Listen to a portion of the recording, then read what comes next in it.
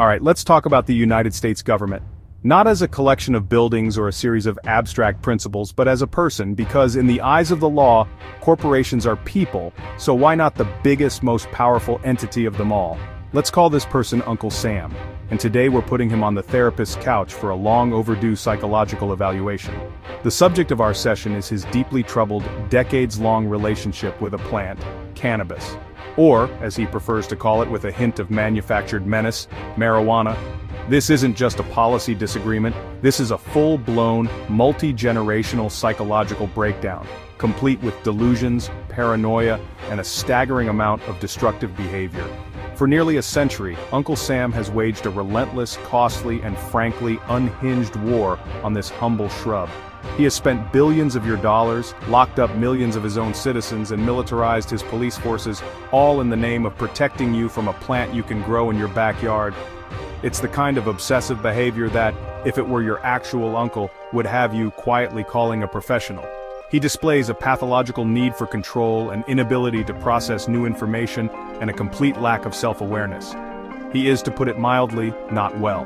And his sickness has inflicted immense suffering on countless people.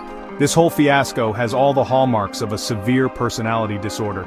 Think about it. Our patient, Uncle Sam, exhibits chronic lying, a complete disregard for facts, and a persecution complex directed at a specific, vulnerable target. He invents terrifying stories, repeats them until he believes them himself, and then punishes anyone who dares to point out that the emperor has no clothes and is, in fact, yelling at a weed. This isn't just bad policy, it is institutional psychosis playing out on a national stage, and we've all been forced to watch this terrible, tragic, and occasionally baffling one-man show. So let's dive deep into the twisted psyche of the US government. We will examine its core behavioral patterns, trace the origins of its mania back to its ugly racist roots, and highlight the breathtaking hypocrisy that defines its current condition. We'll analyze the symptoms from delusional thinking to violent projection, and finally, we'll outline a course of treatment. Because after decades of this destructive rampage, it's not the cannabis user who needs help, it's Uncle Sam himself. And the first step, as they say, is admitting you have a problem. A very, very big problem. If we were to slap a formal diagnosis on Uncle Sam's behavior regarding cannabis, it would have to be something dramatic. Let's go with malignant narcissism with acute delusional disorder. This isn't just a casual insult, the symptoms fit perfectly.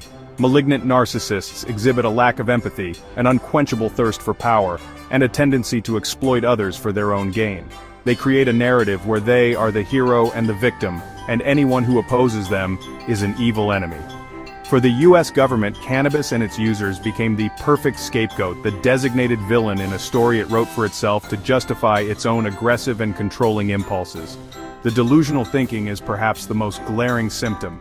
This is an entity that classified a plant with documented medical benefits as a Schedule I drug, a category reserved for the most dangerous substances with no currently accepted medical use.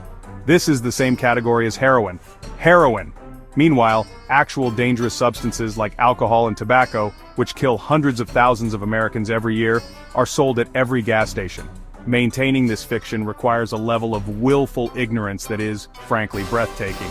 It's like insisting the sky is green while holding a PhD in atmospheric science. It's not a mistake, it's a lie you've committed to. This grand delusion has been propped up for decades by ignoring any and all contradictory evidence.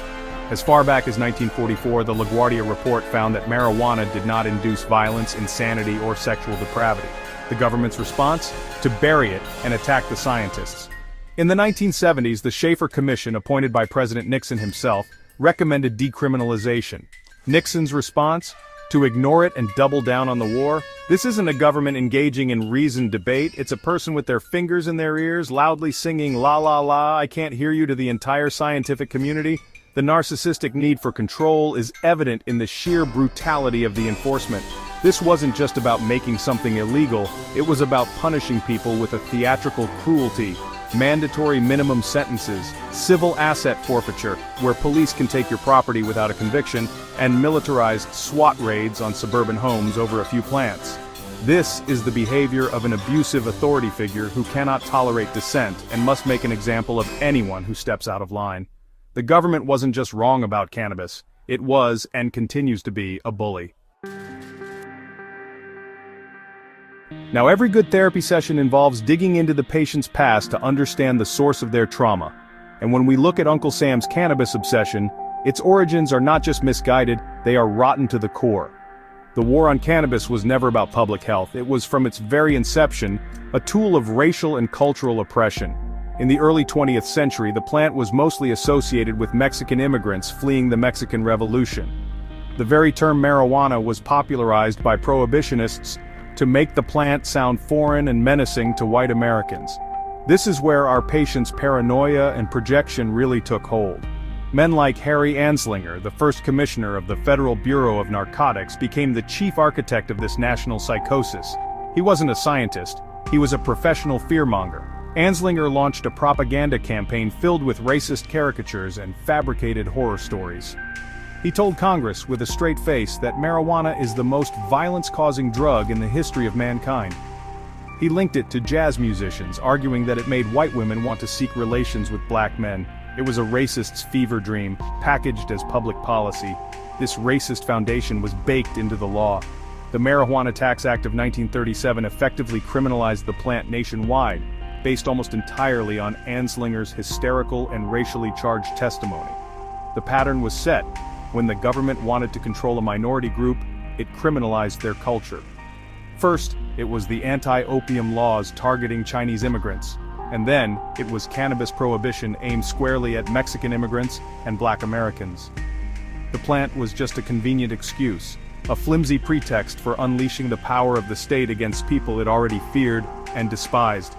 This toxic legacy has persisted for generations.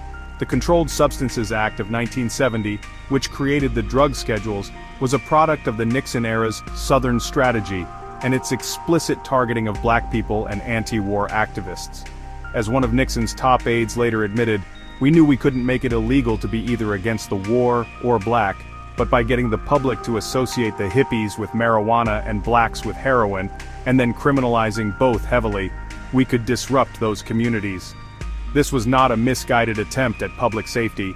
It was a calculated act of political warfare, and the patient, Uncle Sam, has never faced the consequences. One of the most fascinating defense mechanisms of a disturbed mind is projection. This is when you take your own unacceptable qualities and attribute them to someone else. And boy, does Uncle Sam project. For decades, the government has accused cannabis of causing violence, laziness, moral decay, and societal breakdown. It painted a picture of a drug that would turn its users into dangerous, unproductive degenerates. But if we take a step back and look at who truly exhibited these traits, the finger points directly back at the government itself. It accused a peaceful plant of the very sins it was committing. Let's start with violence. The government warned that cannabis would lead to rampant, uncontrollable aggression. This is the same government that, in the name of fighting cannabis, has orchestrated violent, no-knock raids on family homes, often terrorizing children and sometimes killing innocent people. It militarized local police departments, equipping them with the weapons of war to fight a war on drugs. While cannabis users were, by and large, listening to music and eating snacks, the government was kicking down doors. Who exactly is the violent one in this scenario? It's not the person with the bong, it's the one with the battering ram. Then there's the accusation of laziness and being a drain on society. The government claimed cannabis would sap the nation's productivity. This is an incredibly ironic claim coming from the entity that created a bloated, inefficient, and astronomically expensive bureaucracy dedicated to chasing people who use this plant. The war on drugs has cost taxpayers over $1 trillion. It has clogged our courts and filled our prisons to the bursting point, creating the largest incarcerated population in the world. This massive, wasteful, and counterproductive system is the very definition of a drain on society. And finally, the charge of moral decay. Uncle Sam positioned himself as the defender of public morality, warning that cannabis would unravel the nation's ethical fabric. This moral posturing comes from the same government that has systematically lied to the public for decades, stoked racial hatred to pass laws, and destroyed countless families over minor possession offenses. It has operated a system that disproportionately targets and disenfranchises black and brown communities, perpetuating a cycle of poverty and incarceration. The government's behavior in the war on drugs hasn't protected morality. It has been a masterclass in institutional corruption and ethical bankruptcy. If you need one perfect crystalline example of our patient's broken mind, you need look no further than the government's stunning hypocrisy on medical use. This is where Uncle Sam's condition moves from a simple delusion into full-blown cognitive dissonance, the mental stress of holding two completely contradictory beliefs at the same time. On one hand, the government officially classifies cannabis as a Schedule I substance, which by definition means it has no currently accepted medical use and a high potential for abuse. This is its public, aggressive, and punitive stance. It's the basis for every arrest, every prosecution, and every raid. But then, you look at the government's other hand. In that hand, it quietly holds United States Patent 6,630,507. This patent, held by the United States Department of Health and Human Services, is for the use of cannabinoids as antioxidants and neuroprotectants. The patent explicitly states that cannabinoids are useful in treating a wide range of diseases, including neurodegenerative conditions like Parkinson's and Alzheimer's, as well as inflammatory diseases. So, to be clear, one part of the government says cannabis has no medical value, while another part of the government owns a patent on its medical value. This is not just a policy contradiction, it's a logical impossibility. This is the equivalent of a person who loudly proclaims they are a vegan while simultaneously owning and operating a chain of butcher shops. It's fundamentally dishonest. For decades, the government has used the no medical use argument to justify ruining people's lives, denying sick patients medicine, and obstructing scientific research. All the while, it knew its own scientists had found the exact opposite to be true. It has actively prosecuted people for seeking the very treatments that its own patent recognizes as valid. The sheer cynicism is staggering. It's a level of institutional gaslighting that should make everyone question the government's credibility on, well, anything. The recent recommendation from the Department of Health and Human Services to move cannabis to Schedule III is a tacit admission of this decades-long lie. A Schedule III classification acknowledges that a substance has accepted medical use and a lower potential for abuse. It's a step towards sanity, but it's also an indictment of the past 50 years of policy. It's the government quietly trying to clean up its own mess after the damage has been done. But we cannot let Uncle Sam simply change his mind without acknowledging the profound and deliberate fraud he perpetrated. Admitting the truth now doesn't erase the lie he told yesterday. In psychology, a self-fulfilling prophecy is a belief or expectation that influences a person's behavior in a way that makes the belief come true. And in a spectacular display of this phenomenon, the United States government became the very monster it warned cannabis would create. As we've discussed, the government's propaganda painted a picture of a substance that would spawn a violent, amoral, and dysfunctional society. It turns out, the government wasn't predicting the effects of the plant. It was describing the effects of its own policy. The prohibition itself, not the cannabis, created the societal rot. The government warned of a dangerous criminal underworld. But what creates a black market? Prohibition does. By making a popular product illegal, the government handed a multi-billion-dollar industry to unregulated, untaxed, and often violent criminal organizations. It manufactured the very crime it claimed to be fighting. If cannabis were regulated and sold like alcohol, the criminal element would largely disappear overnight. Instead, the government chose a policy that empowered cartels and street gangs, leading to actual violence and crime that had nothing to do with the plant's chemical properties, and everything to do with its illegality. The government warned of a lazy and unproductive populace. But what has been more destructive to American productivity than the mass incarceration of its own citizens? Millions of people, disproportionately young men of color, have been saddled with criminal records for minor cannabis offenses. This makes it incredibly difficult for them to find jobs, get housing, or secure education loans. The government didn't just take people out of the workforce, it permanently hobbled their ability to ever be productive members of society. It created a permanent underclass, all in the name of stopping them from supposedly becoming lazy. And finally, the government warned of a breakdown in respect for the law. Well, congratulations, Uncle Sam. Mission accomplished. When the public sees its government lie so blatantly, enforce laws so unjustly, and cling to policies that are so obviously rooted in racism and propaganda, it fosters deep and abiding cynicism. The war on cannabis has taught millions of Americans that their government is not a trusted authority, but a hypocritical and often brutal force. The policy didn't just fail to stop people from using cannabis, it succeeded spectacularly in destroying public trust and undermining the very concept of the rule of law. So, our patient, Uncle Sam, is clearly unwell. He's a danger to himself and others. A simple apology isn't going to cut it. This calls for a serious, structured intervention and a comprehensive treatment plan. This isn't just about changing one law, it's about forcing a deeply dysfunctional entity to confront the harm it has caused and fundamentally change its behavior. The goal is remission, a state where this kind of institutional madness can never happen again. The first step, and the most crucial, is a full and unconditional admission of guilt. This treatment must begin with a complete nullification of the past. That means repealing all federal laws criminalizing cannabis. Not rescheduling it, not decriminalizing it, but fully and completely legalizing it. Concurrent with this, there must be a process of mass expungement. Every single person with a federal cannabis conviction on their record should have it wiped clean, automatically, and immediately. All those currently incarcerated for nonviolent cannabis offenses must be released. This isn't a pardon. It is a declaration that the crime for which they were imprisoned was never a legitimate crime to begin with. The government was wrong, and the sentences were illegitimate. Next comes restitution and reparations. An apology is meaningless without making amends. The government must provide direct financial compensation to the individuals and communities it has systematically harmed. This includes payments to everyone who was imprisoned, fined, or had their assets seized.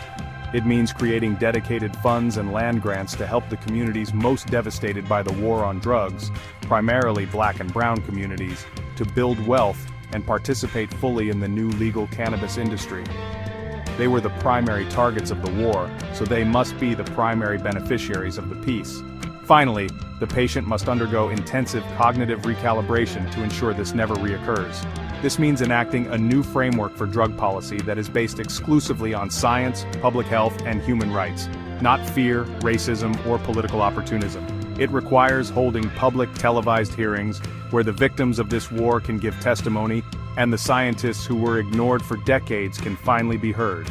And it demands the creation of permanent citizen oversight panels to review all drug policy, ensuring that the government can never again unilaterally wage war on its own people over a plant. So there we have it, a psychological profile of a government in the grips of a decades-long psychotic episode. Uncle Sam, our patient, has been diagnosed as a malignant narcissist with severe delusions, a condition whose symptoms have included pathological lying, racist paranoia, extreme violence, and breathtaking hypocrisy. His war on cannabis was never a rational policy. It was a manifestation of his deepest sicknesses.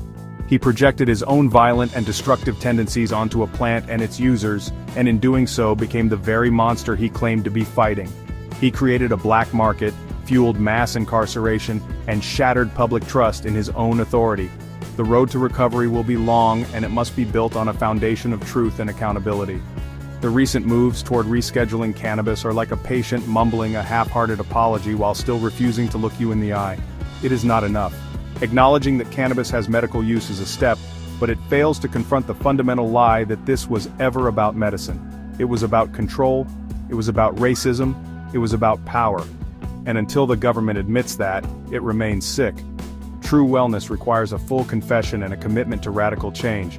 The treatment plan is clear: full legalization, mass expungement of records, reparations for the victims, and a complete overhaul of our approach to drug policy, grounding it in science and compassion. This is not a radical fantasy, it is the bare minimum required to right a century of wrongs.